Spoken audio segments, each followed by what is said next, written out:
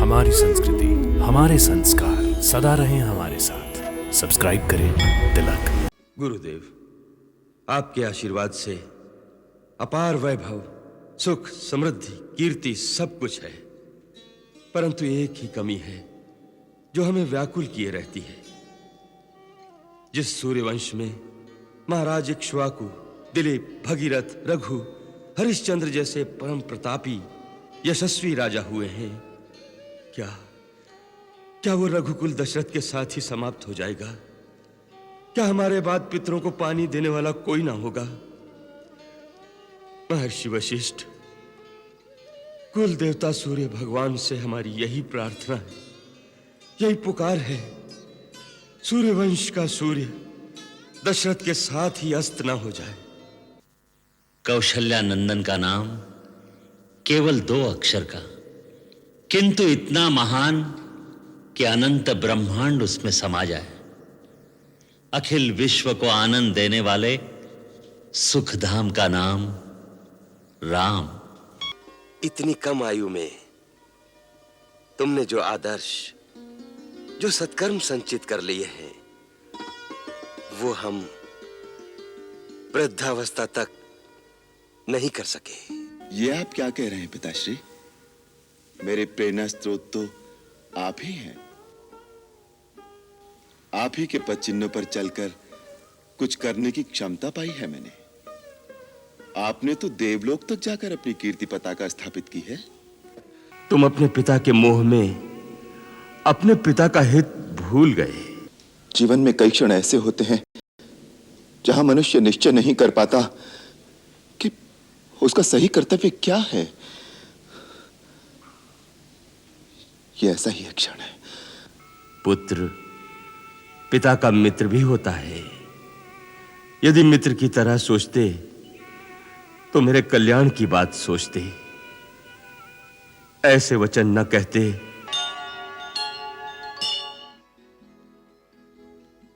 महाराज दशरथ, आज सूर्य देवता उत्तरायण में प्रवेश कर रहे हैं।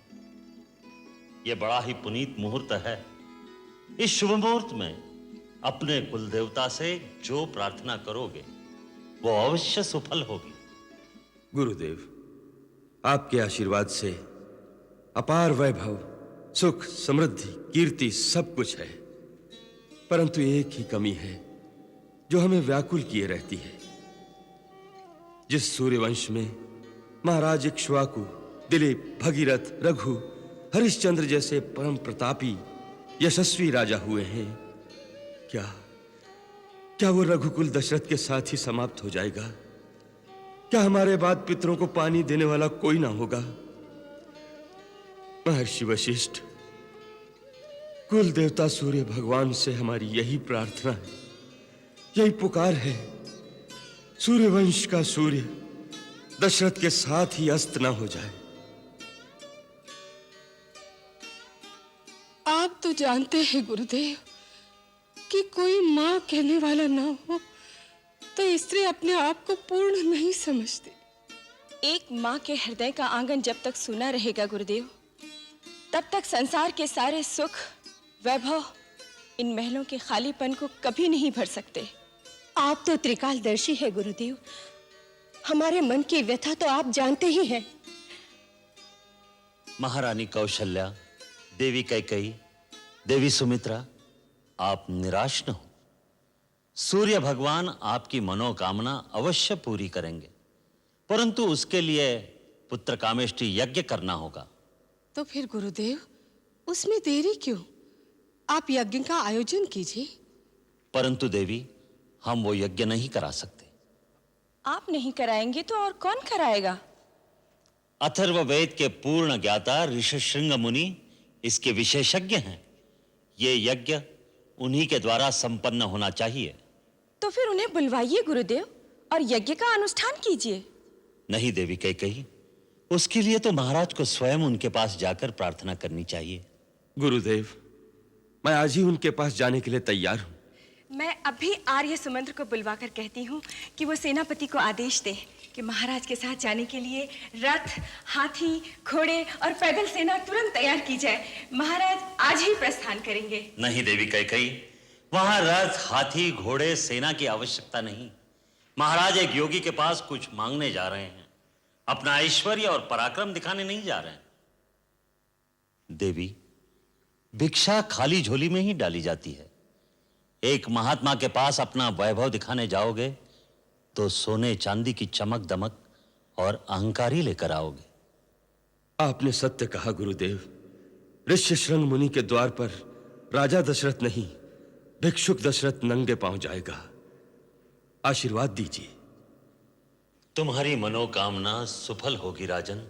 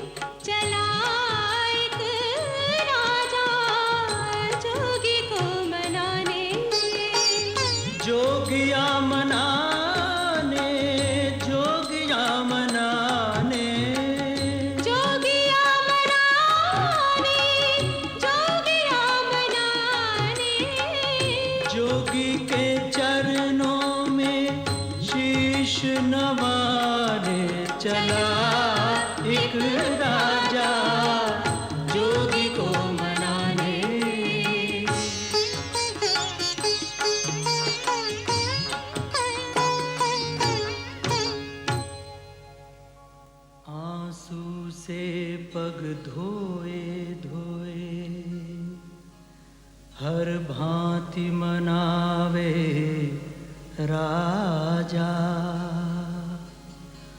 हुए प्रसन्न तथास्तु कहा, फिर यज्ञ कर्म शुभ साजा।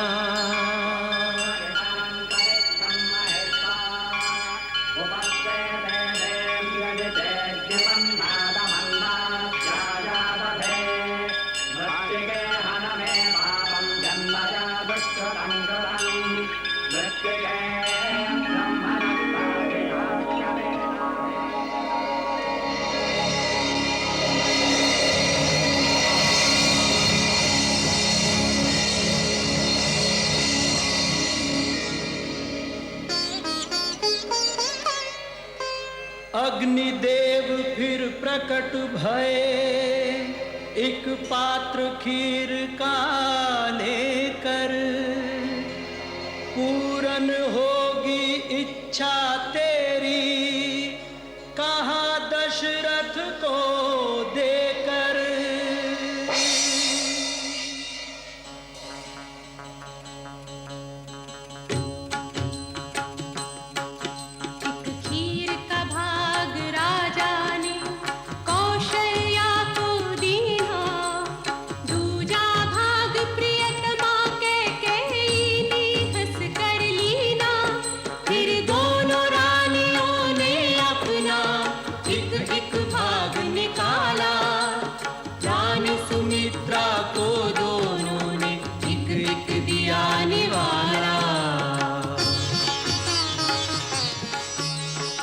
देवराज इंद्र, श्रीमन नारायण ने पृथ्वी पर अवतार लेने का संकल्प ले लिया। अब आप देवताओं को भी आदेश दीजिए, पृथ्वी पर जाकर वानर कुल में जन्म लेकर प्रभु की सेवा करें।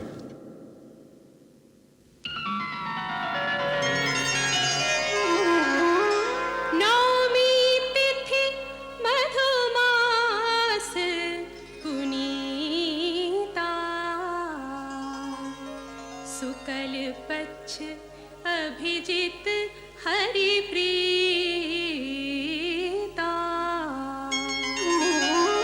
मध्य दिवस अति शीतना घामा,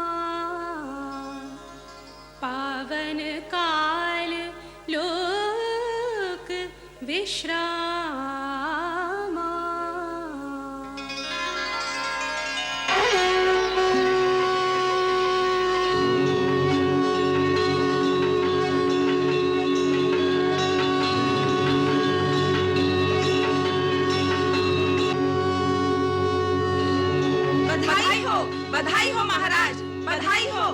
महाराज, महारानी कौशल्या ने पुत्र को जन्म दिया है। बधाई हो महाराज।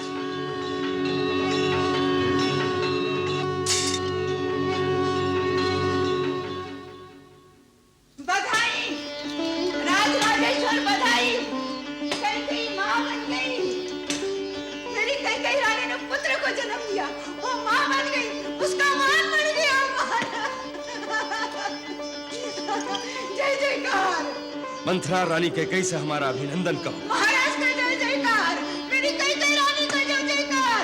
मेरी कैकेयी रानी का जय जयकार हो। महाराज, देवी सुमित्रा को पुत्र हुआ। नहीं महाराज, एक नहीं दो पुत्र हुए। कृपा कृपा सूर्य भगवान।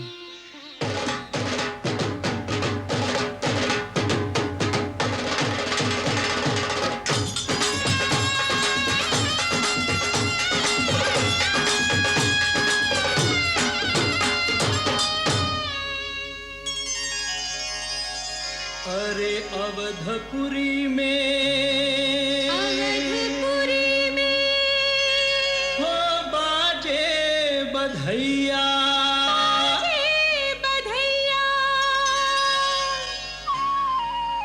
हो बाजे बाजे बाजे अवध बधैया, हो बाजे बाजे बाजे अवध बधैया, हो बाजे बाजे बाजे अवध बधैया, हो बाजे बाजे बाजे अवध बधैया।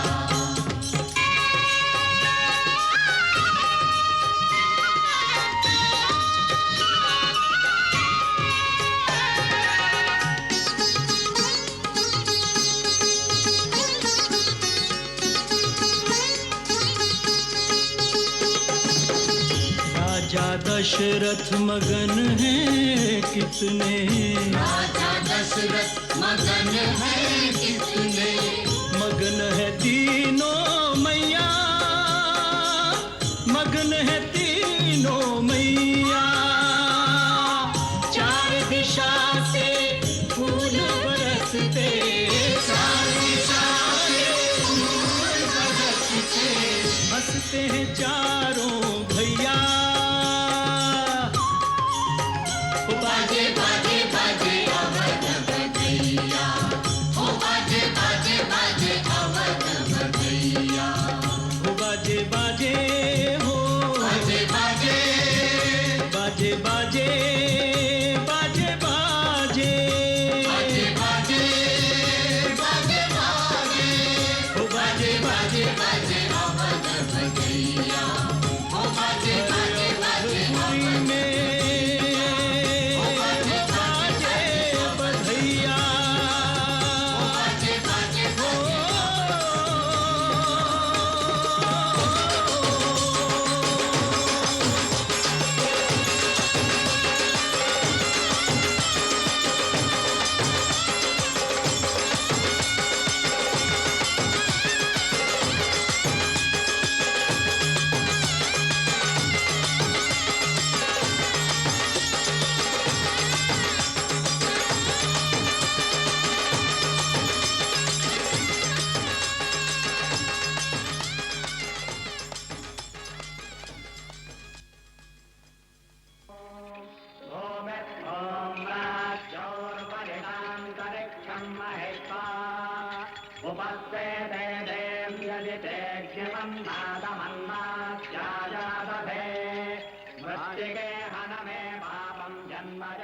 महाराज, अब हम चारों कुमारों का नामकरण करते हैं।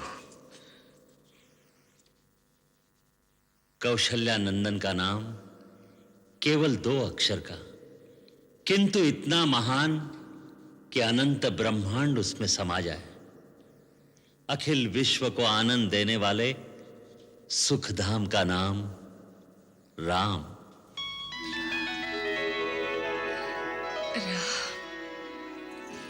मेरे राम।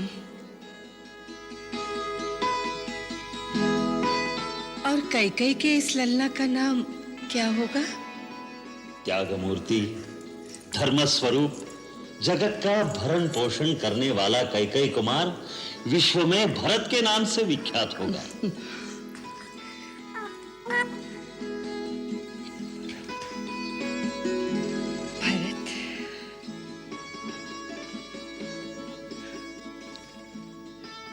गुरुदेव, सुमित्रा बहन के आंख के तारों का और इन दोनों राजदुलारों का क्या नाम होगा? हम इन्हें क्या कहकर पुकारेंगे? ये समस्त लक्षणों से युक्त हैं। इसका नाम लक्ष्मण और ये छोटे कुमार। छोटे हैं पर इनके नाम से शत्रु दहल उठेंगे, सो इनका नाम शत्रुघ्न होगा। शत्रुघ्न। राम, भरत, लक्ष्मण, शत्रुघ्न। गुरुदेव, चारों भाइयों की कुंडली में ग्रह नक्षत्र कैसे हैं? क्या पूछना अयोध्यानाथ? चारों पुत्र मानो चारों वेद तत्व उदय हुए हैं तुम्हारे कुल में। कोई दोष, कोई अवरोध, कोई अमंगल है ही नहीं तुम्हारी इन चारों मंगल मूर्तियों में। रघुवंश के सारे राजाओं में सबसे प्रतापी यशस्वी होंगे ये चारों कुमार। एक और योग दृष्टिगोचर हो रहा है। वो क्या है धर्ममूर्ति? वैसे तो चारों भाइयों में भ्रातृ प्रेम युग युग तक बखान किया जाएगा, परंतु विशेष रूप से एक और राम लक्ष्मण की जोड़ी और दूसरी ओर भरत शत्रुघ्न की जोड़ी ऐसी होगी जैसे एक प्राण और दो शरीर। धन्य भाग मेरे दोनों बेटों के अपने बड़े भाइयों की छाया बनकर उनकी। नहीं, इसे रोकना संभव नहीं। यही मुहूर्त विद्या आरंभ के लिए सबसे शुभ माना जाता है। गुरुदेव की आज्ञा है कि उसी दिन चारों कुमारों का उपनयन संस्कार होगा। हमारा क्या होगा? यज्ञोपवीत संस्कार होगा। यज्ञोपवीत संस्कार? हाँ, तुम्हारे मुंडन होंगे, फिर यज्ञोपवीत धारण करके चारों भाई ब्रह्मचर्य व्रत लोगे, फिर ब्रह्मचारी बनकर हमसे भिक्षा मांगोगे। आप हमें भिक्षा देंगे? हाँ। मुझे अधिक देना बड़ी माँ। लक्ष्मण भैया ने मेरा धनुष तोड़ डाला और आम भी छीन लिए। हम तुम्हें लक्ष्मण भैया से दुगने आम देंगे, लेकिन गुरुकुल जाकर इस तरह से आपस में लड़ना नहीं। गुरुकुल? गुरुकुल में क्यों जाना होगा? शिक्षा प्राप्त करने के लिए। और देखो, गुरु आश्रम के नियम बहुत कठिन हैं। वहां राजकुमार और सर्वसाधारण में कोई भेदभाव नहीं होगा। सब समान रूप में विद्यार्थी होंगे। ब्रह्मचर्य व्रत लेने के बाद पलंग पर सोना वर्जित है। भूमि पर सोना होगा। नंगे पांव चलना होगा। धूप बरसात में छाता नहीं मिलेगा। सदा गुरु की सेवा करना। गुरु की सेवा कैसे करनी होगी? गुरु के सोने के बाद सोना, जागने से पहले जागना। गुरु आश्रम की शुद्धि और सफाई का पूरा ध्यान रखना। यज्ञ हवन करने के लिए वन से समिधा लाना। अपने और गुरु के निर्वाह के लिए भिक्षा लाना। मैं तो बड़ी माँ से भिक्षा लेके जाऊंगा। अपने सगे संबंधियों के पास भिक्षा लेने नहीं जा सकते, ये वर्जित है। क्यों? इस नियम की क्या आवश्यकता है? बहुत महत्व है इस नियम का। धनी परिवारों के बालक बिना परिश्रम अपने घरों से अच्छी वस्तुएं लेकर आ जाएंगे, तो निर्धन बालकों में हीन भावना पैदा हो जाएगी।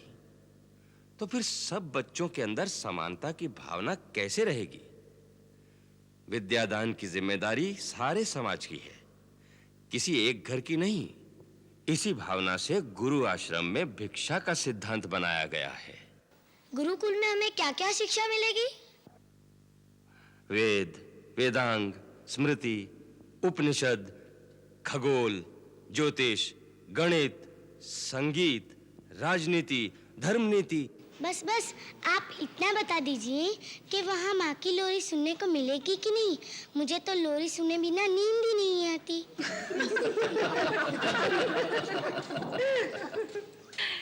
लो और सुनो। गुरुदेव वशिष्ठ ने इसकी जन्म कुंडली देखकर कहा था, शत्रु भी दहल उठेंगे इसके नाम से। और ये जन्म भर माँ की लोरियां ही सुनता रहेगा। बड़ा वीर पुरुष बनेगा तू तो। क्या वीर पुरुष लोरी नहीं सुनते? हाँ, सुनते क्यों नहीं, पर वहाँ मैं तुझे लोरी सुनाऊंगा।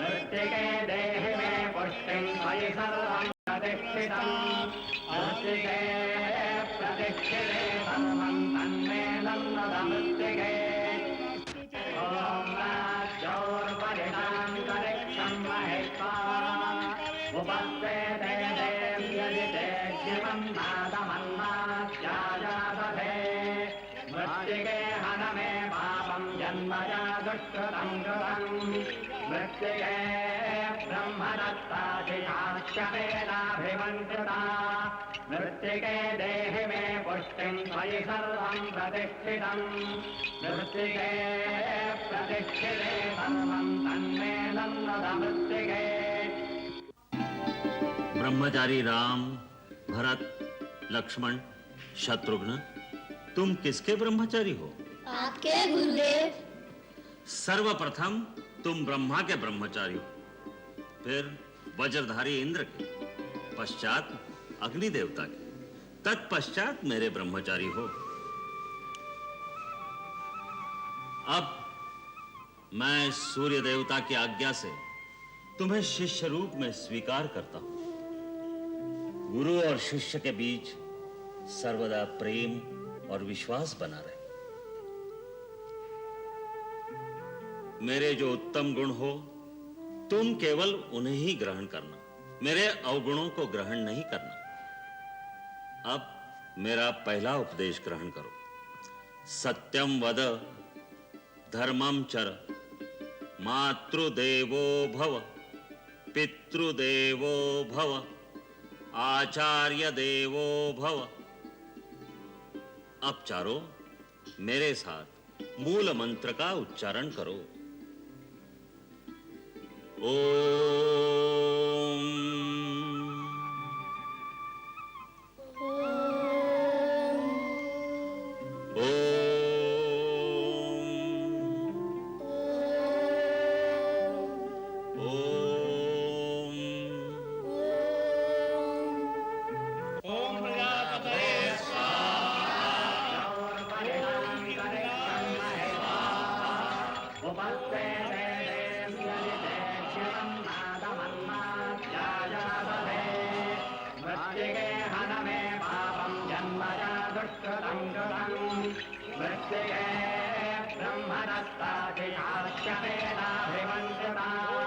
मृत्तिके देहि मे पुष्टिं त्वयि सर्वं प्रतिष्ठितं उपस्थिते देव्यजिते शिवं नादमन्नात्याजादधे मृत्तिके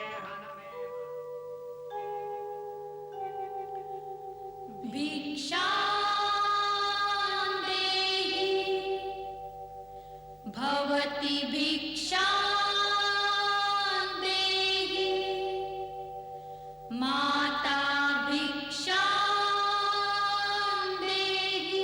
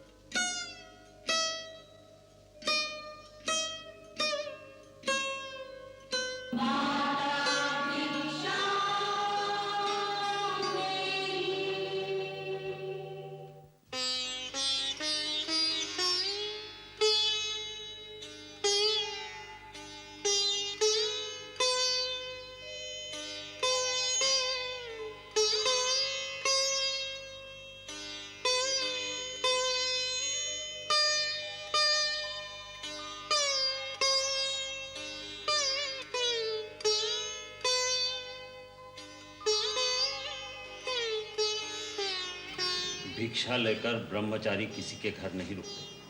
वत्स, गुरु आश्रम में चलो। गुरुदेव, बाहर रथ तैयार है।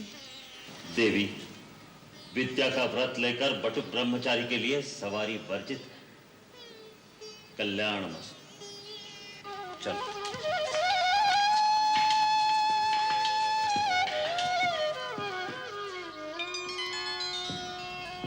माताओं के नैन से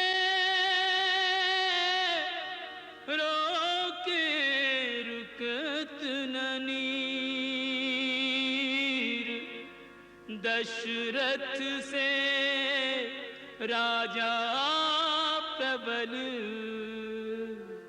सोहु आज अधीर, सोहु आज अधीर।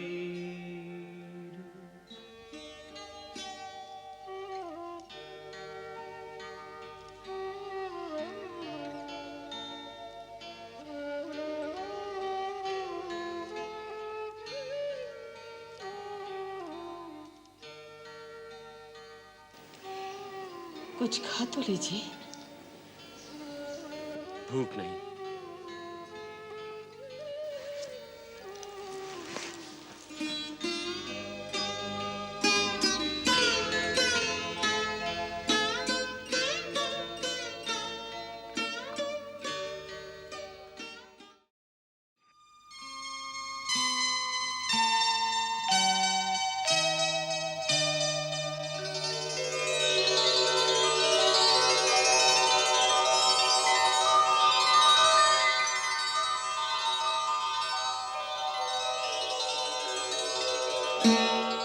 मैं आपका पुत्र राम अपने भाइयों सहित अपने आप को आपकी सेवा में समर्पित करता हूं। आपकी आज्ञा का पालन करना आजीवन हमारा धर्म रहेगा। भगवान तुम्हें दीर्घायु प्रदान करे और सदा सुखी रखे। गुरुदेव, आपकी कृपा से आज मेरे चारों मनोरथ सफल हो गए। नरेश, तुमने नन्हे अबोध बालक हमें सौंपे थे। आज उन्हें पूर्ण पुरुष बनाकर वेद वेदांग, धर्मशास्त्र, समाजशास्त्र, अर्थशास्त्र, राजनीति, समस्त विद्याओं में पारंगत बनाकर हम तुम्हें सौंपते हैं।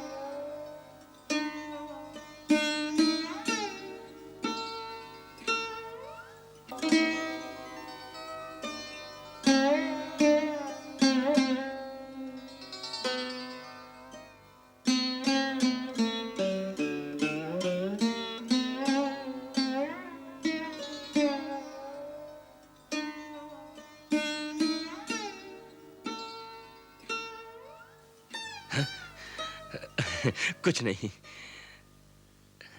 राम को देखने आया था। उसे देखे बिना नींद नहीं आती। जगा दूं? नहीं नहीं, केवल देखना ही था। फिर चलिए, आराम कीजिए।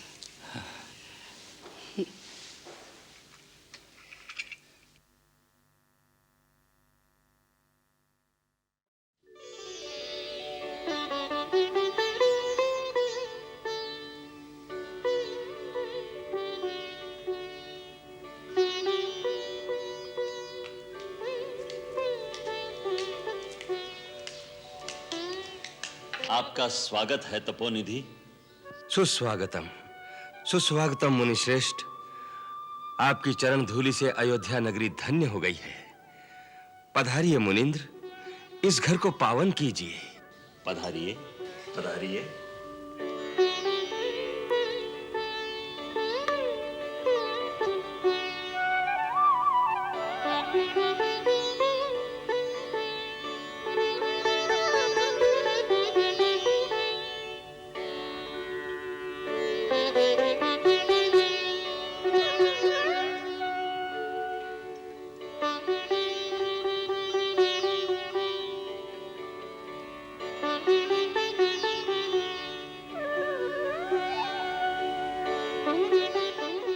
सूर्यवंश के राजा दशरथ, तुम्हारे साम्राज्य में सर्व कुशल मंगल तो है ना?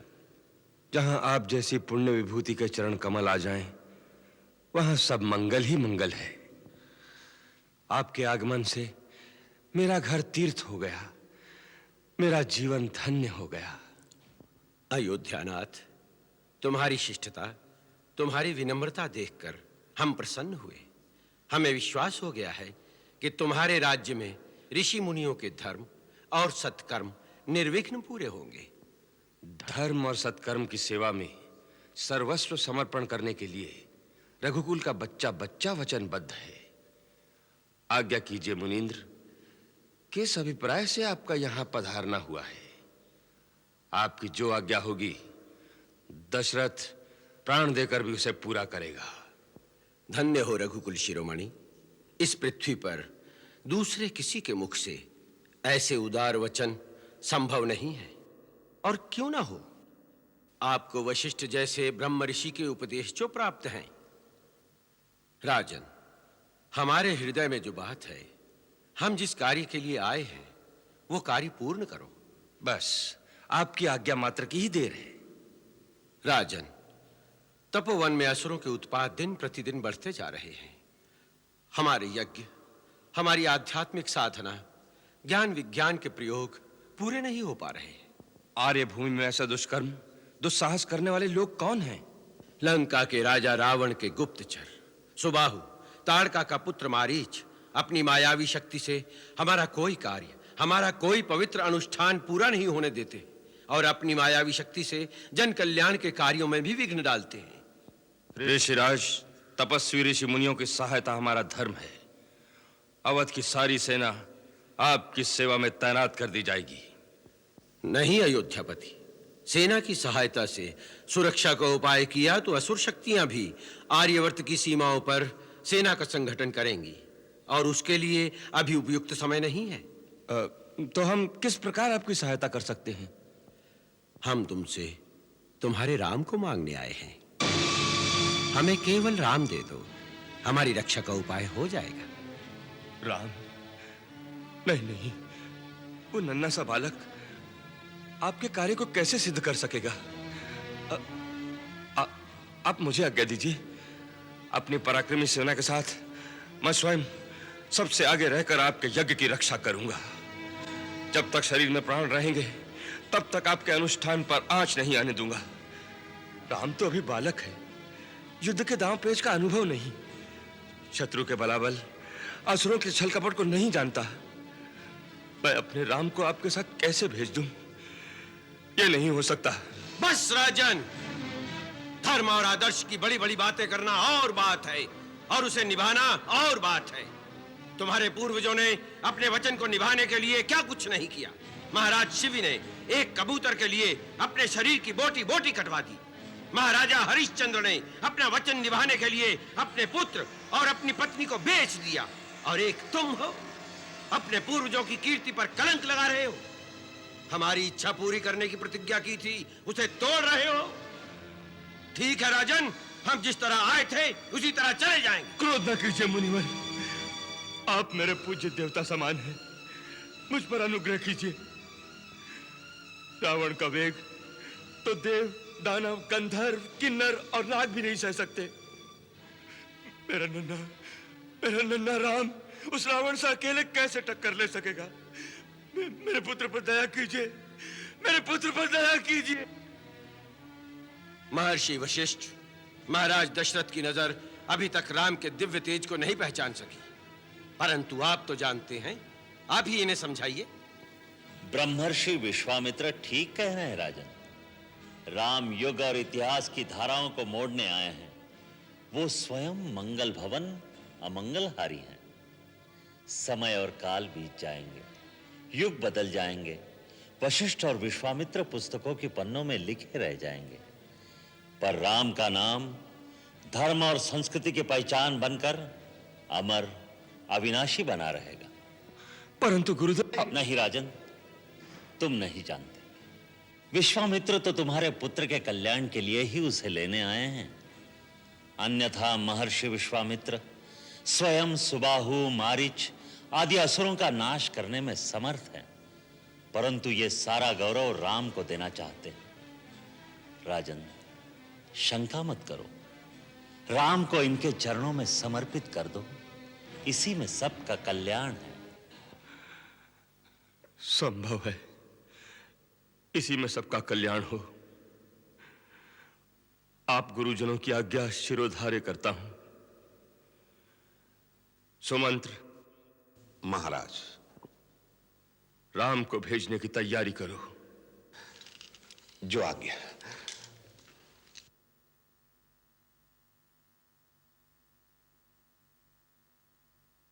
मुनिवर, राम के साथ लक्ष्मण भी आग पे संग जाएगा, क्योंकि ये दोनों कभी अलग नहीं हुए। राम, लक्ष्मण मेरी दो आंखें हैं, मेरे प्राण हैं।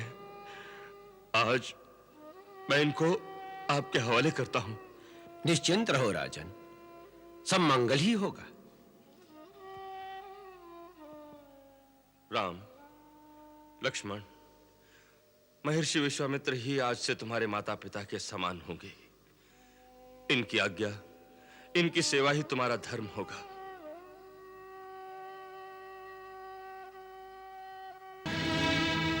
कितने कठोर हृदय पिता है आप। हमारे सुकुमार बालकों को भेज दिया मुनि विश्वामित्र के साथ राक्षसों से लड़ने के लिए।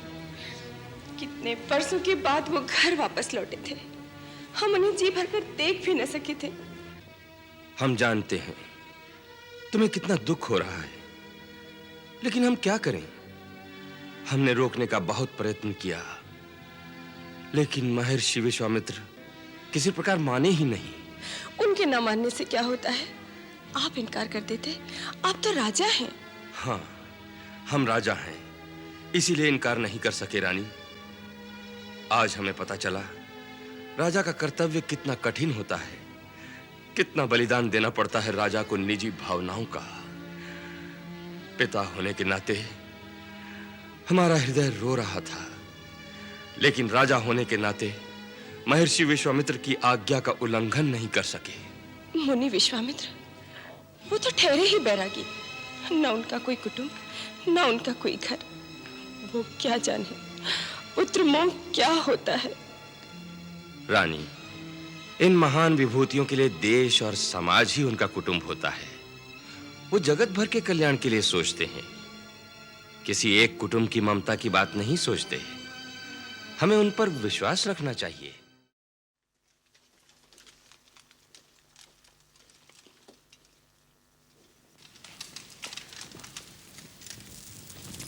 जुग जुग जियो, सदा सुखी रहो। दोनों बड़े प्रसन्न हो। बात क्या है? तात, मिथिला के महाराज जनक जी के एक दूत आपके लिए शुभ संदेश लेकर पधारे हैं। महाराज जनक का संदेश? हाँ, भैया राम का संदेश। मेरे राम का संदेशा? वो कुशल से तो है ना? कुशल तो है ही माता, साथ ही उन्होंने अपना रण कौशल भी ऐसा दिखाया है कि आर्यवर्त के बड़े बड़े बलवान राजा, वीर राजकुमार हार गए, तभी अपने भैया आगे बढ़े। शत्रुघ्न, सारी बात एक साथ ही कह देगा। भैया, बात रोकने से मेरे पेट में पीड़ा होने लगती। अरे बड़ी माँ को तो आ जाने दे, उन्हें संदेशा भेजा है, आती ही होंगी। क्या बात है? राम का क्या संदेशा है? ऐसा संदेश है बड़ी माँ, हाँ? आप आनंद विभोर हो जाएंगी। पहले आप अपना धीरज तो संभालिए। अच्छा बाबा, धीरज तो रख लिया। अब बता मेरे लाल, बात क्या है? दो संदेश है, हाँ? एक ऋषि विश्वामित्र जी का, दूसरा महाराज जनक का। तो पहले कौन सा सुनाएगा रिपुदमन? क्यों तरसा रहे हो? लाओ, ये दोनों पत्रिकाएं हम स्वयं पढ़ लेंगे। आप पढ़ेंगी? हाँ। खुशी के आंसू तो पहले ही उमड़ रहे हैं।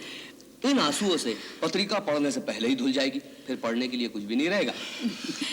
अच्छा बाबा, तो तुम ही लोग पढ़कर सुना दो, पर सुना तो दो। हाँ, जल्दी सुना दो, क्या संदेश है? हाँ, तो सुनिए। हमारे राम भैया और लक्ष्मण कुशल से हैं। उन्होंने राक्षसी ताड़का को मार दिया। सुबाहु मारीच को परास्त करके मुनि विश्वामित्र जी का यज्ञ संपूर्ण करा दिया। फिर मुनि उन्हें मिथिलापुरी ले गए। वहां राजकुमारी सीता का स्वयंवर हो रहा था।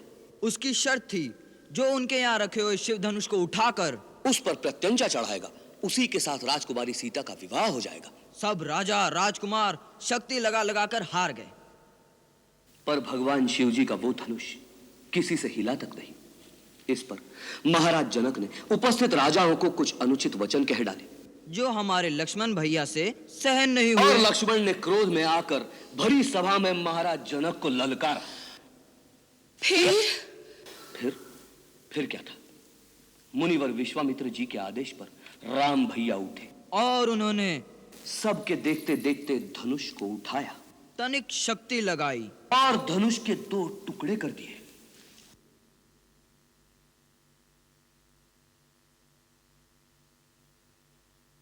अरे आगे तो कहो, क्या हुआ? फिर कुछ हुआ नहीं मातेश्वरी, होने वाला है। क्या? राम भैया का सीता भाभी से शुभ विवाह।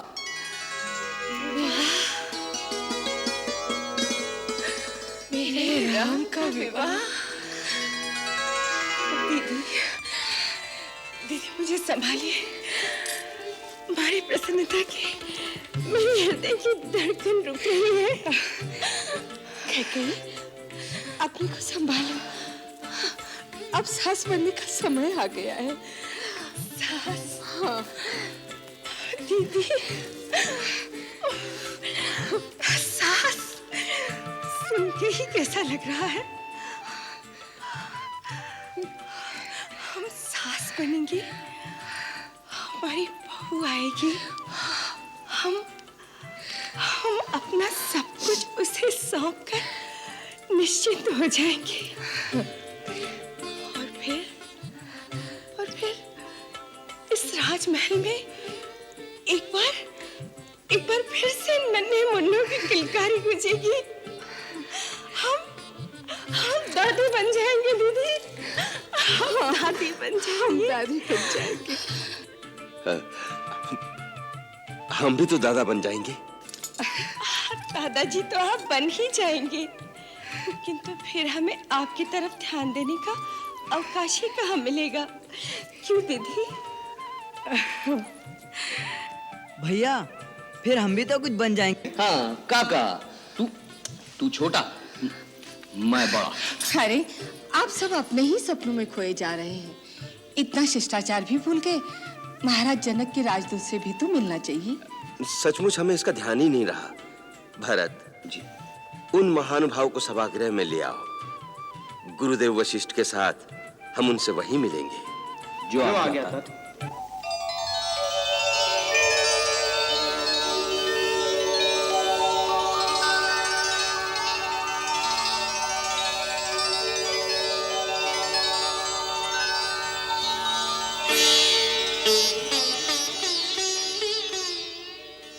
मिथिला के महाराज जनक का दूत देवव्रत, अयोध्या के महाराज दशरथ तथा पूज्यवर महर्षि वशिष्ठ के चरणों में सादर प्रणाम करता हूँ। अयोध्या में आपका स्वागत है श्रीमान देवव्रत। धन्यवाद। मैं महाराज की सेवा में मिथिला से शुभ संदेश लेकर आया हूँ। आपका संदेश कुमार भरत ने हमें सुना दिया है। अब आगे के लिए क्या आदेश है प्रभु? मेरे महाराज ने पूज्यवर विश्वामित्र के आदेश से आपकी सेवा में निवेदन किया है कि आप अपने उपाध्याय, कुल पुरोहित, बंधु बांधुओं के साथ बारात लेकर मिथिलापुरी में पधारने की कृपा करें। इस संबंध में गुरुदेव अपना निर्णय प्रदान करें, उसी के अनुसार कार्य किया जाए। आर्य देवव्रत, अयोध्यापति की ओर से महाराज जनक की सेवा में निवेदन करिए कि हमें आपका निमंत्रण स्वीकार है। हम शीघ्र ही शुभ मुहूर्त में बारात लेकर जनकपुरी पहुंचेंगे और हमारी ओर से मिथिला नरेश से कहिए, मिथिला और अयोध्या का यह संबंध बड़ा ही शुभ है। इस संबंध के द्वारा आर्यावर्त की दो महान शक्तियों का मिलन होगा। पूज्यवर महामुने, मैं अपने महाराज जनक की ओर से इस आशीर्वाद के लिए आपका धन्यवाद करता हूं। महाराज, मुझे जनकपुरी जाने की आज्ञा प्रदान करें, जिससे मैं आपके आने का शुभ समाचार अपने महाराज तक शीघ्र पहुंचा सकूं। आपको हमारी ओर से अनुमति है आर्य देवव्रत। वहां जाकर हमारे दोनों बालकों को हमारा स्नेह संदेश, हमारी शुभ आशीष देना। मेरे राम से कहना, तुम्हारे बिना तुम्हारे पिता उसी प्रकार जी रहे हैं जैसे स्वाति की प्रतीक्षा में चातक जीता है। श्री राम और लक्ष्मण को बालक कहना आपका अधिकार है महाराज, परंतु सारे संसार के लिए वे दोनों पराक्रम और वीरता का अवतार हैं। ऐसे दिव्य और यशस्वी पुत्रों का पिता होने का सौभाग्य तो देवताओं के लिए भी दुर्लभ है। आप जैसे भाग्यशाली के दर्शनों से मैं धन्य हो गया। बहुत सुंदर वार्तालाप कर लेते हो देवव्रत। तुम हमारे पुत्रों का शुभ समाचार लाए हो, इसलिए हमारी ओर से भेंट स्वीकार करो।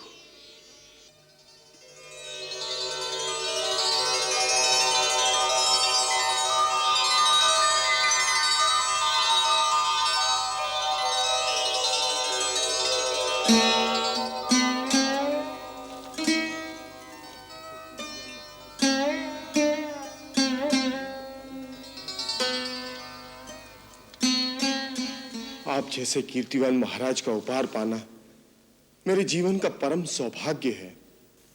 परंतु महाराज, ये हमारी बेटी की ससुराल है। यहां से कुछ लेना नीति और परंपरा के विरुद्ध है। महाराज, मुझे क्षमा करने की कृपा करें। धन्य हो, धन्य हो। महात्मा जनक के राजदूत में ही ऐसे संस्कार हो सकते हैं। राजन, आर्य देवव्रत की प्रतिक्रिया उचित है। महाराज, हमें आज्ञा दें।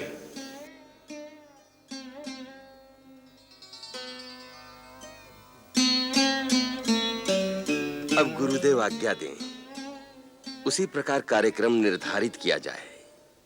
राजन, सुंदर संजोग बन रहा है। राम की बारात प्रस्थान के लिए परसों सूर्य उदय की 3 घड़ी बाद मध्याह्न प्रारंभ होते ही शुभ मुहूर्त बनता है। गौरी गणेश मनाकर प्रस्थान हो। कुमार भरत, वत्सरिपुदमन, गुरुदेव वशिष्ठ जी और हमारी ओर से श्रद्धेय श्री वामदेव जावाली, श्री कश्यप जी आदि महात्माओं को सविनय निमंत्रण दो। समस्त मंत्रीगण, सामंतगण और सारे नगर में न्योते का श्रीफल फिरवाकर सबको हमारा निवेदन सुना दो। नगर भर को राम की बारात में चलने का निमंत्रण दे दो और सेनापति से चातुरंगिणी सेना तैयार करने को कह दिया जाए। जो आज्ञा तात। समय कम है, तैयारी बहुत करनी है। तुरंत तत्परता पूर्वक कार्य करना होगा कुमार भरत। आप निश्चिंत रहें गुरुदेव।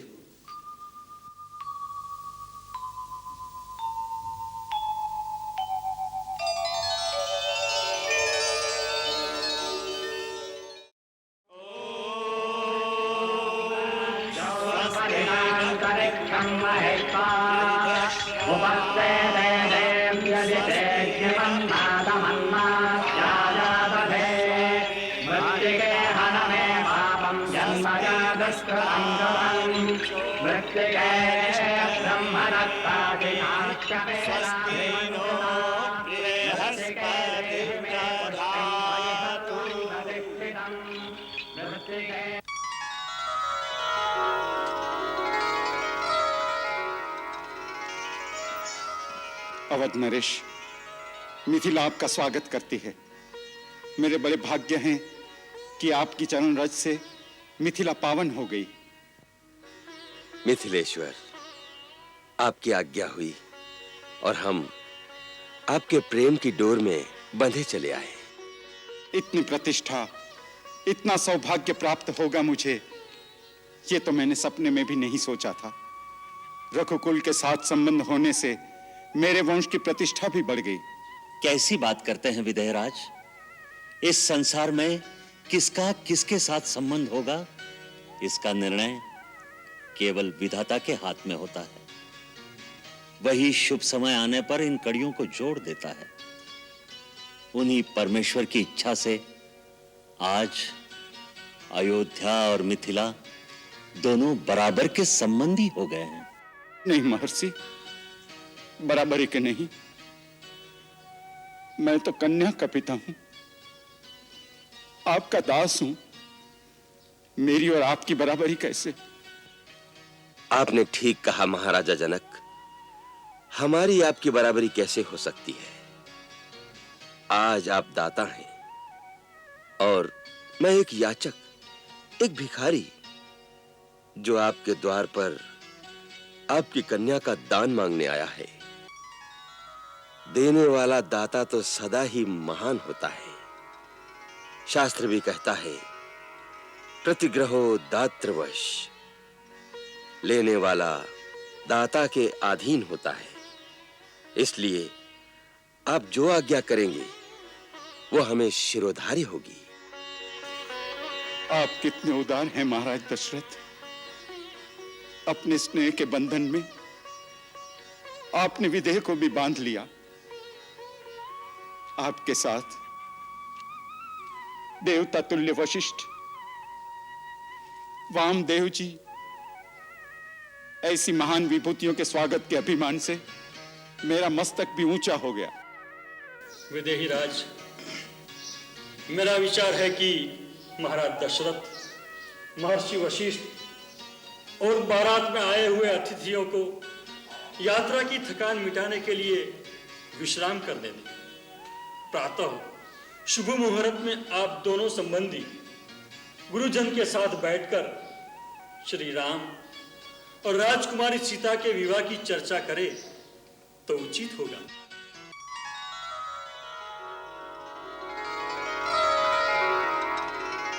भैया भैया, पिताजी आए हैं। भरत भैया और शत्रुघ्न भी आए हैं। महाराज जनक उन्हें जनवासी में ले गए। पिताजी के दर्शन करने चले? नहीं लक्ष्मण, हम इस समय गुरु विश्वामित्र की आज्ञा के अधीन हैं। उनकी आज्ञा के बिना नहीं जा सकते। जब वो स्वयं कहेंगे तब जाएंगे। धन्य हो राम, तुम्हारे संयम और शिष्टाचार आदर्श हैं। हम स्वयं तुम्हें महाराज दशरथ के पास ले जाने ही आए हैं। आओ चले।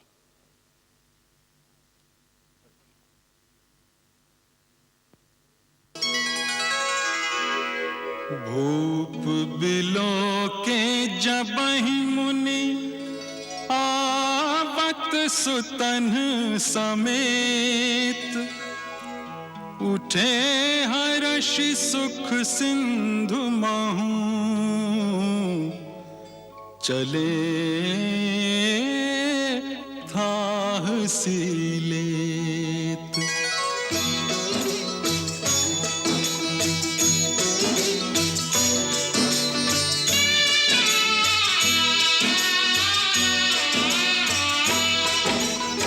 मुनि ही दंडवत कीन्ह महिषा, बार बार पद रज धरि सीसा।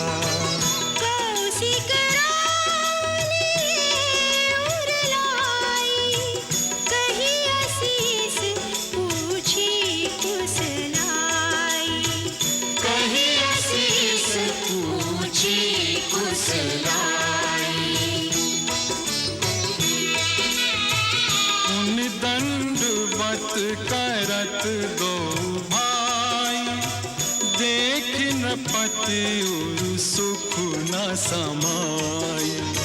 सुत ही अलाय दुसह दुख बेटे, मृतक शरीर प्राण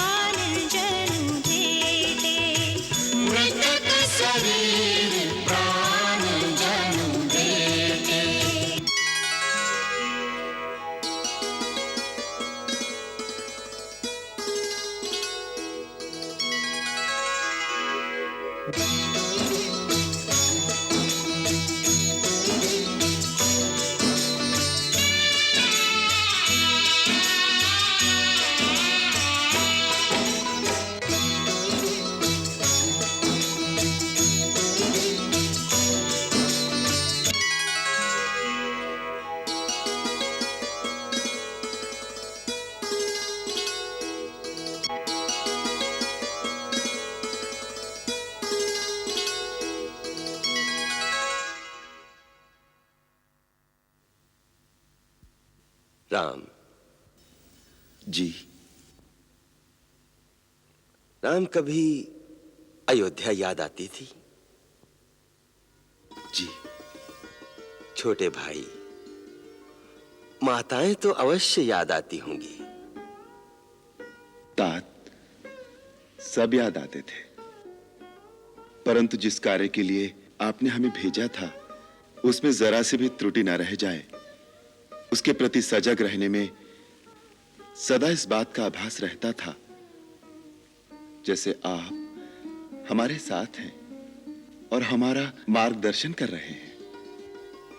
इतनी कम आयु में तुमने जो आदर्श, जो सत्कर्म संचित कर लिए हैं, वो हम वृद्धावस्था तक नहीं कर सके। ये आप क्या कह रहे हैं पिताश्री? मेरे प्रेरणा स्रोत तो आप ही हैं। आप ही के पद चिन्हों पर चलकर कुछ करने की क्षमता पाई है मैंने। आपने तो देवलोक तक जाकर अपनी कीर्ति पताका स्थापित की है। वो जो कुछ किया है, एक राजा ने अपनी कीर्ति की आकांक्षा, अपना प्रभाव, अपनी सत्ता का दबदबा जमाए रखने के लिए किया है। किंतु तुमने जो कुछ किया है, पिता की आज्ञा, गुरुजनों की सेवा, प्रजा पालन, ऋषियों, मुनिजनों, तपस्वियों की सुरक्षा के लिए किया है। इसी में तुम्हारी महानता है। तुम जैसे आदर्श पुत्र को पाकर न केवल तुम्हारे माता पिता वरन पूरे रघुवंशी पितरों का मस्तक गर्व से ऊंचा हो गया है। अपनी प्रशंसा सुनकर सकुचा रहे हो राम? हर पिता स्नेहवश अपने पुत्र को ही बढ़ाई देता है, वही आप कर रहे हैं। अन्यथा मैंने तो बस वही किया जो आपका निर्देश था। हर पुत्र का धर्म है पिता अपने मुंह से ना भी कहे, फिर भी यदि पिता के मन में कोई इच्छा हो तो उसे प्राण देकर भी पूरा करे। इसी कर्तव्य की प्रेरणा से ही मैंने ये सारे कार्य किए हैं। सारे आर्यावर्त के शूरवीर पूरे बाहुबल की शक्ति लगाकर जिस शिव धनुष को हिला नहीं सके, उसके भंजन में किसकी प्रेरणा थी राम?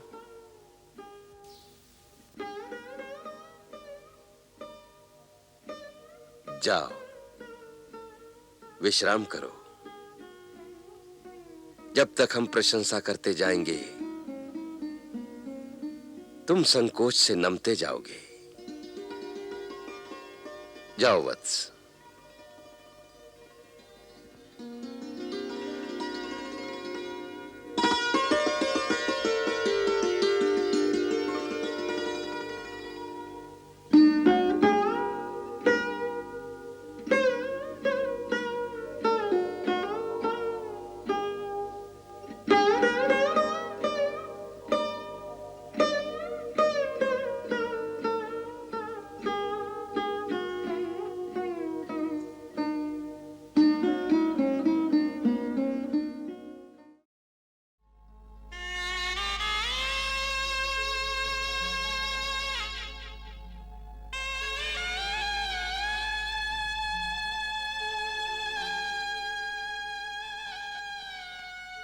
मिथिलेश्वर, ये क्या कर रहे हैं आप?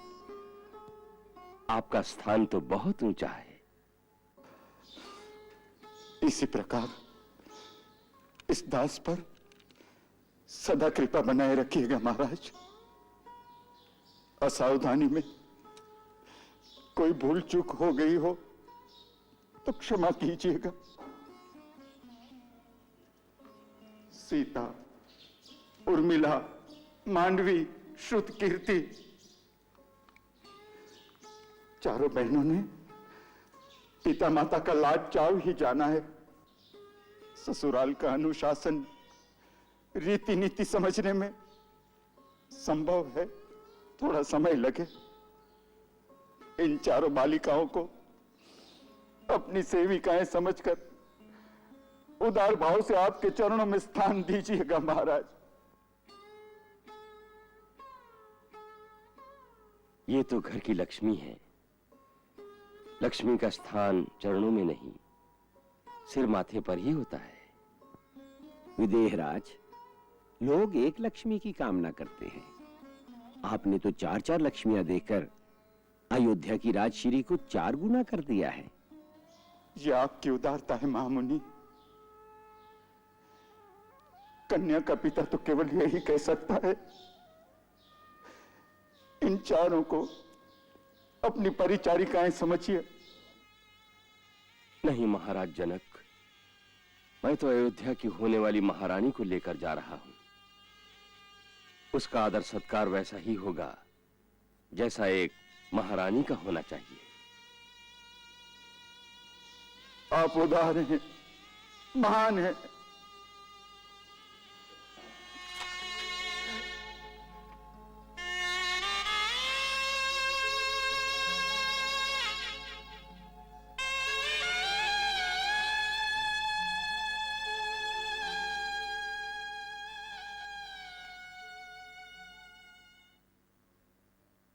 महाराज, मुहूर्त का समय हो रहा है, कन्याओं को विदा कीजिए।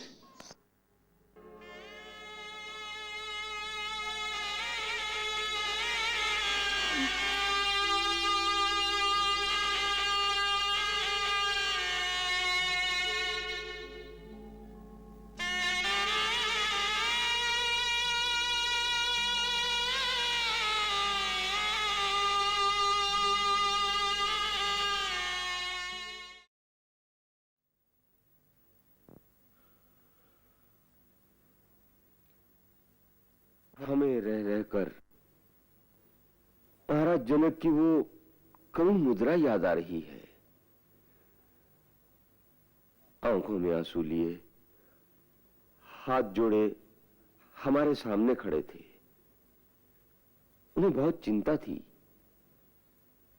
कि उनकी राजकुमारियों के साथ अयोध्या में कैसा बर्ताव होगा।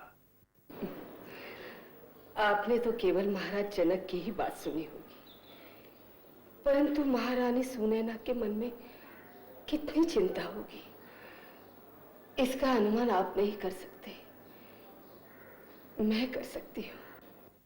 स्त्री की वेदना स्त्री ही समझ सकती है। हमने विदेहराज को आश्वासन दिया था कि उनकी पुत्रियों को हमारे यहाँ कभी कोई कष्ट नहीं होगा।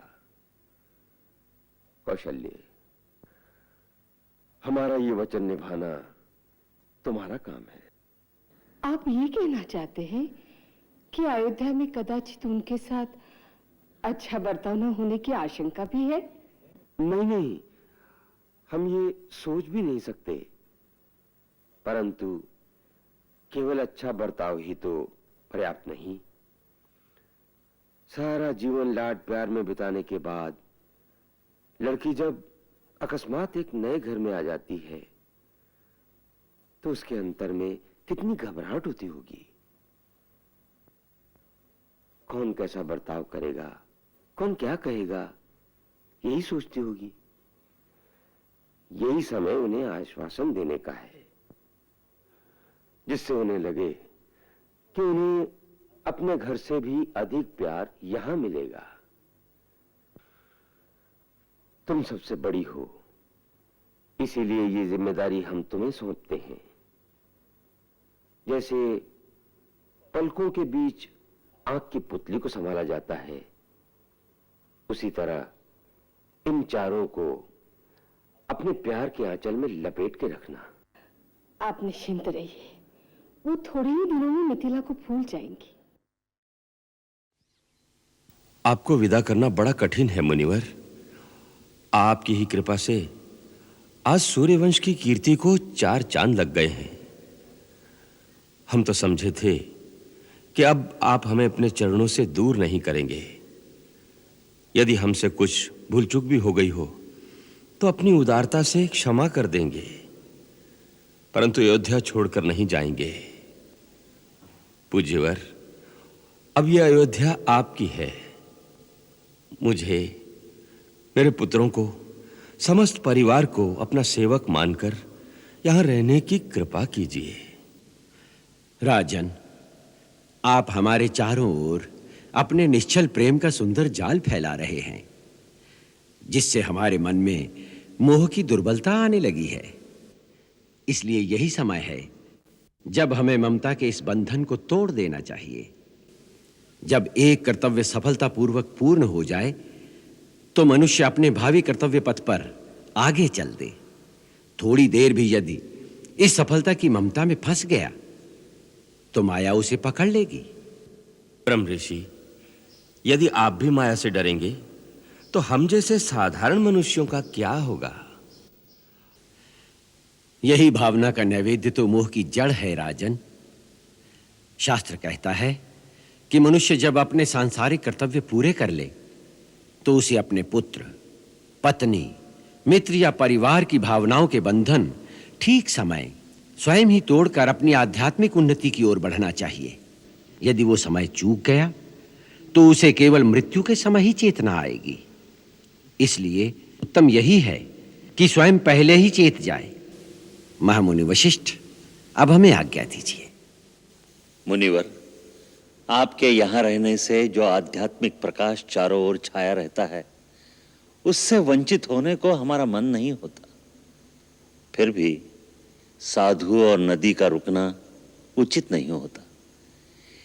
इसीलिए राजन, हम विश्वामित्र जी की बात का समर्थन करते हैं।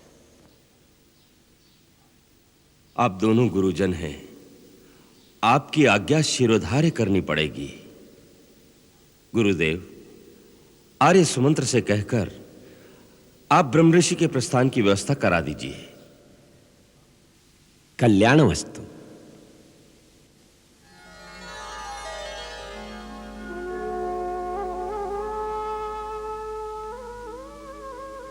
शास्त्र कहता है कि मनुष्य जब अपने सांसारिक कर्तव्य पूरे कर ले तो उसे अपने पुत्र, पत्नी, मित्र या परिवार की भावनाओं के बंधन ठीक समय स्वयं ही तोड़कर अपनी आध्यात्मिक उन्नति की ओर बढ़ना चाहिए।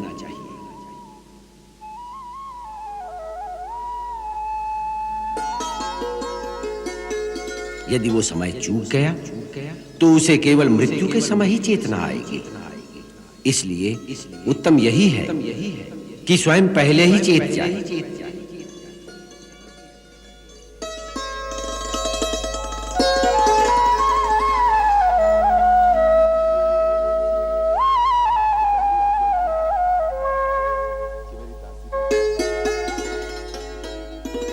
केस पके तन प्राण थके, केस पके तन प्राण थके, अब राग अनुराग को भार उतारो। मोह महामद पान कियो, अब आत्म ज्ञान को अमृत ढारो। जीवन के अंतिम अध्याय में त्याग करो और दीक्षा धारो। राम को सौंप के राज और पाठ करो तप अपनो जन्म सुधारो। राम को सौंप के राज और पाठ करो तप अपनो जन्म सुधारो। करो तप अपनो जन्म सुधारो।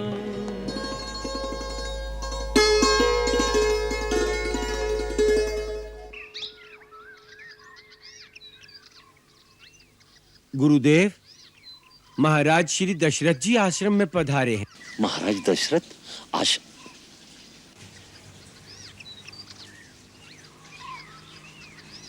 चरण वंदना गुरुदेव। कल्याण हो। आपका स्वागत है राजन। एक साधु के आश्रम में अकस्मात आगमन, निश्चय ही कोई विशेष प्रयोजन होगा। हाँ गुरुदेव, हम आपसे कुछ अपने मन की बात एकांत में करने आए हैं। यदि आप अपने नित्य कर्मों से निवृत्त हो चुके हों तो थोड़ा सा समय प्रदान करने की कृपा करें। अवश्य। कहते हैं गुरु की कृपा हो तो सारे मनोरथ बिना प्रयास के ही सफल हो जाते हैं। मैंने भी इस जीवन में जो कुछ पाया है वो इन्हीं चरणों की पूजा से पाया है। प्रभु, अब मेरे मन में एक ही अंतिम अभिलाषा रह गई है, वो भी आपके आशीर्वाद से पूर्ण हो जाए तो मेरा जीवन धन्य हो जाए। हम आपसे बहुत प्रसन्न हैं राजन। आप निश्चिंत मन से अपना मनोरथ कहिए। हे मुनिवर, राम अब सब प्रकार से योग्य हो गया है। सेवक, मंत्रीगण, नगर निवासी, यहां तक कि शत्रु भी उसका आदर करते हैं। सारी प्रजा को वो वैसे ही प्रिय है जैसे मुझे और आपको। इसलिए मैं अयोध्या का राज्यभार अब उसको सौंपना चाहता हूं। हे नाथ, यदि आप राम को राजपद प्रदान करने की आज्ञा दें तो अपनी आंखों के सामने राम का राज्याभिषेक देखने की लालसा पूरी हो जाए। फिर ये शरीर रहे न रहे, मुझे इसका पछतावा नहीं रहेगा। महाराज, आपकी बात से हमें अपार आनंद प्राप्त हुआ है। आपका प्रस्ताव अति उत्तम और उचित है, परंतु इसके लिए आपको एक राज्यसभा का आयोजन करना चाहिए। उसमें उपप्रदेशों के सामंत राजाओं, समस्त मंत्रियों, अधिकारियों, देश के विचारकों, प्रजा के प्रमुख लोगों को बुलाकर उनसे इस प्रस्ताव की स्वीकृति लेनी चाहिए, ताकि सर्वसम्मति से राम को राजपद दिया जाए। यही आपके वंश की परंपरा रही है, आपको भी यही करना चाहिए। परम पूज्य गुरुजन एवं उपस्थित सज्जनों, इक्ष्वाकु वंश के पूर्वजों की भांति मैंने भी आज तक प्रजा को अपनी संतान मानकर सदा जन कल्याण के विचार से ही सारे कार्य किए हैं। परंतु जैसे कि मेरे पूर्वज करते आए हैं, उसी प्रकार जीवन के अंतिम दिनों में वानप्रस्थ और संन्यास का आश्रय लेकर अपनी आध्यात्मिक उन्नति के लिए साधना करना चाहता हूं। इसलिए आप सबकी अनुमति लेकर मैं अपने ज्येष्ठ पुत्र राम को राज्य का सारा भार सौंपना चाहता हूं। मैं शीघ्र ही राम का अभिषेक करना चाहता हूं।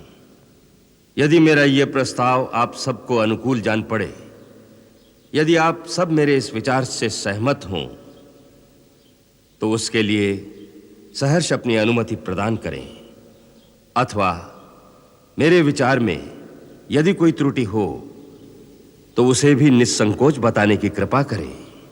महाराज, आपने तो जैसे हमारे मन ही की बात कही है। आपके इस प्रस्ताव का हम सब की ओर से पूर्ण रूप से अनुमोदन है महाराज। हम सब एक मत से आपका समर्थन करते हैं। क्यों? किस लिए स्वीकार है? क्योंकि यह प्रस्ताव हमने आपके सामने रखा, यह हमारी इच्छा है, इसलिए आप सबने हमारे प्रस्ताव का समर्थन कर दिया। आप किन कारणों से राम को राजा स्वीकार कर रहे हैं, हम वो जानना चाहते हैं। राम सत्यनिष्ठ हैं, सत्यवान हैं और शीलवान हैं। वो कोमल स्वभाव वाले हैं, मीठा और सत्य बोलते हैं। वो प्रजा का दुख सुख बांटते हैं और जो दुखी होता है उसे सांत्वना देते हैं। वो शत्रुओं से देश की रक्षा भी कर सकते हैं। वो सुरासुर और मनुष्यों के पूर्ण शस्त्रास्त्रों के ज्ञाता हैं। उनमें स्वामी और सखा दोनों के रूप एक साथ दिखाई देते हैं। यही सबसे उत्तम गुण है उनका। यही एक अच्छा राजा होने का लक्षण भी है कि प्रजा एक स्वामी की तरह उनका आदर सत्कार भी करे और एक सखा की तरह उस पर भरोसा भी रखे। इन सब कारणों से राम राजा होने के सर्वथा योग्य है। महाराज, सारी सभा इसका समर्थन करती है। अब राम को राज्यसभा में बुलाकर आप उन्हें इस निर्णय से अवगत करें। आर्य सुमंत्र। जी महाराज। राम को राज्यसभा में आने के लिए संदेश भेजा जाए। राज्यसभा में हमें बुलाया है, किस कारण? कारण राज्यसभा में पहुंचने पर ही विदित होगा आर्य कुमार। शीघ्र पहुंचना अनिवार्य है, ऐसा ही महाराज का आदेश है। पिताश्री का आदेश राज्यसभा में आने के लिए? कहीं हमसे कुछ चूक तो नहीं हो गई? नहीं आर्यन, आपसे चूक होना संभव नहीं। कोई आवश्यक राज्य कार्य होगा। देवी ठीक कह रही राजकुमार। राज्यसभा में उप प्रदेशों के सामंत, समस्त मंत्रीगण, गुरुजन और प्रजा के विशेष प्रतिनिधि विशेष कार्य के लिए एकत्रित हुए हैं और आपको शीघ्र बुलाया गया है।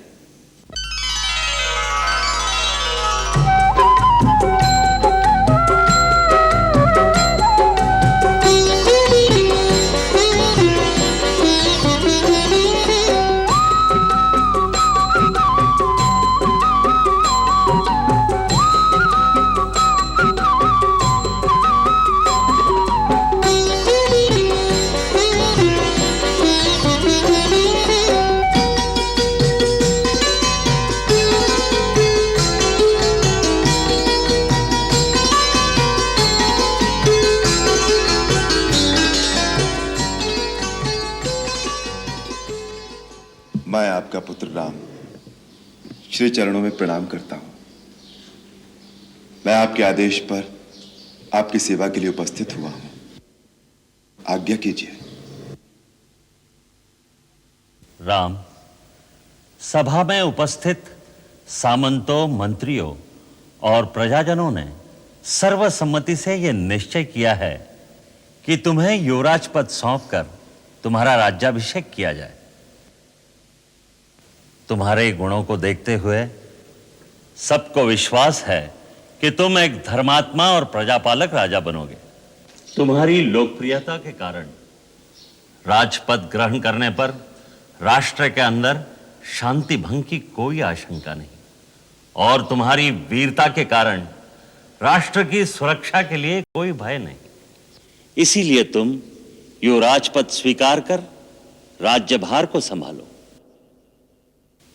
पूज्यवर, मेरी धृष्टता को क्षमा करें। मेरे मत से यह निश्चय अनुचित है। जबकि पिताश्री अपने कीर्ति और पराक्रम की ज्योति से अभी तक तीनों लोकों में अपने यश का प्रकाश फैला रहे हैं, तब ऐसे परम प्रतापी और कीर्तिमान पिता के होते हुए राज्यपद ग्रहण करने का प्रस्ताव मैं स्वीकार कर लूंगा। आप सबने ऐसा सोच कैसे लिया?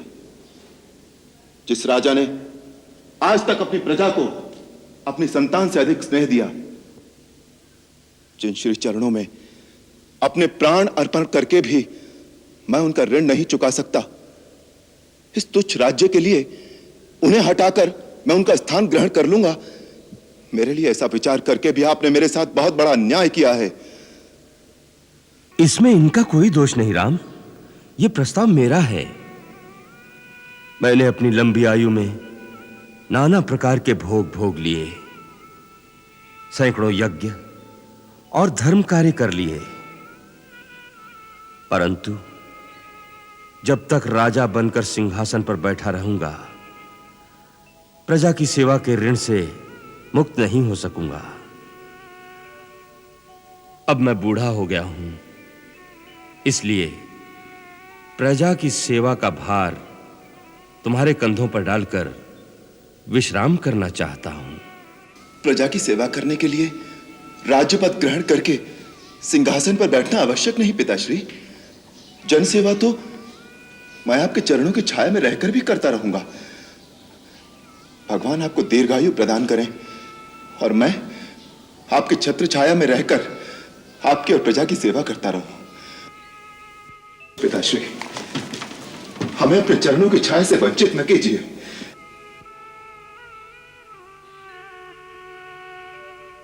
राम, तुम ही ऐसी बात कर सकते हो, क्योंकि तुम मर्यादा की मूर्ति हो। परंतु पुत्र, तुम अपने पिता के मोह में अपने पिता का हित भूल गए। पुत्र पिता का मित्र भी होता है। यदि मित्र की तरह सोचते तो मेरे कल्याण की बात सोचते, ऐसे वचन न कहते जिनमें केवल पुत्र का मोह दिखाई देता है, मित्र की मित्रता नहीं। प्रभु, आपने कैसे कह दिया कि मैं आपके कल्याण की कामना नहीं करता? इसका उत्तर मैं देता हूं राम।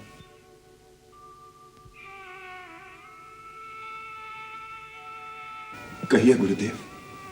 इस संसार में 4 पदार्थों के लिए पुरुषार्थ करना पड़ता है: धर्म, अर्थ, काम और मोक्ष।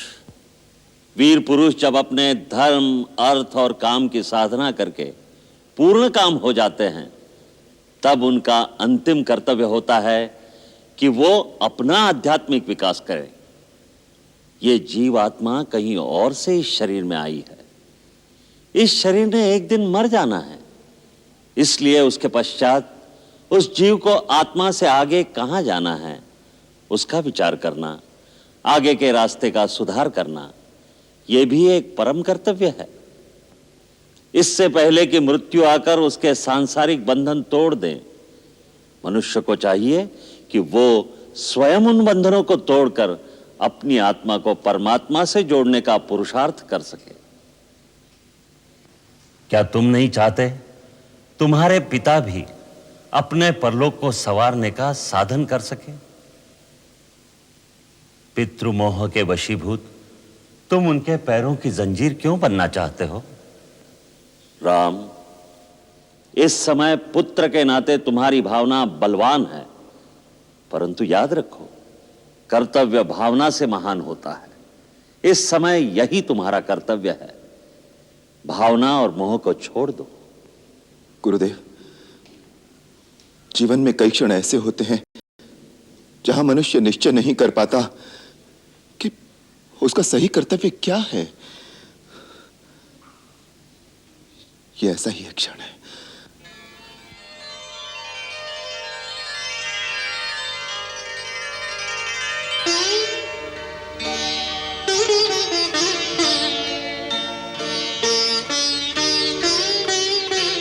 राम, गुरु जो कह रहे हैं उसी में मेरा कल्याण है। गुरु आज्ञा को स्वीकार करो और अनंत के साथ नाता जोड़ने में अपने पिता की सहायता करो। राम, यह हमारी आज्ञा भी है और हमारी विनती भी।